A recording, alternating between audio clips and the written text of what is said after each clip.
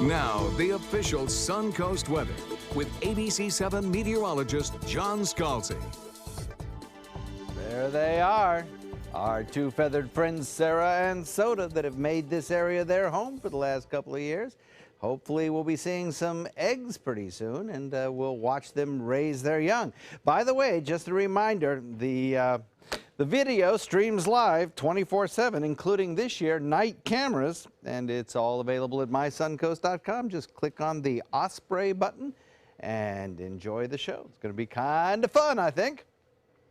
Neat. They've been spending a lot of time in that nest. That's generally a precursor to the egg laying, so we'll see what happens in the next couple of weeks.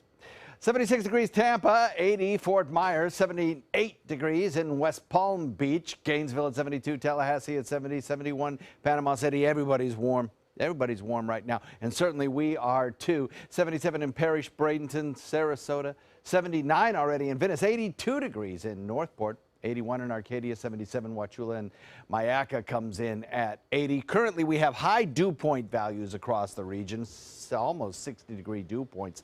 When your dew points get into the 60s, starts to feel a little humid, and that east wind at about 7 helping to pump some of that moisture across the peninsula and into our area led to a little bit of patchy fog this morning. Over the next several mornings, I think we have a chance of seeing that fog again, and I think our afternoon humidities are going to continue to rise because we're going to watch that east wind shift a little more southeast as we head into the next several days. This is all the precursor to a frontal boundary heading in our direction. Good news on the red tide status. According to Mote Marine spotters, this is the most recent observations, and only one location is showing any kind of irritants in the air. Not necessarily in the waters, but in the air, the actual feeling you get when you go to the beach. Only one location, that's Nokomis.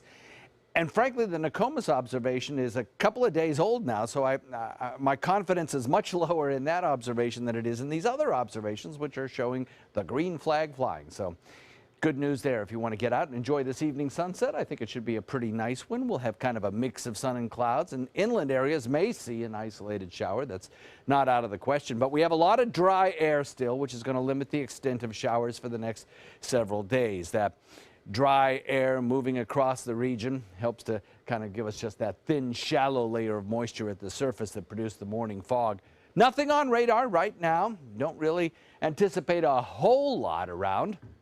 Put the rain chance along the coastline at next to nothing. This is an area of disturbed weather stretching from Texas to the Louisiana Delta region on up through Kentucky and Tennessee that we will monitor today for the potential of some severe weather.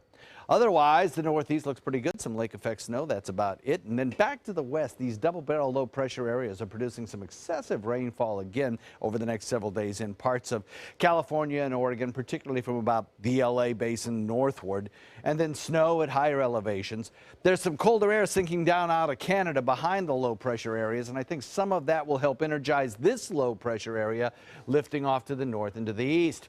For us, both of those lows kind of nudge that high out into the Atlantic, shifting our winds out of the southeast and giving us warm afternoons, humid afternoons for the next several days.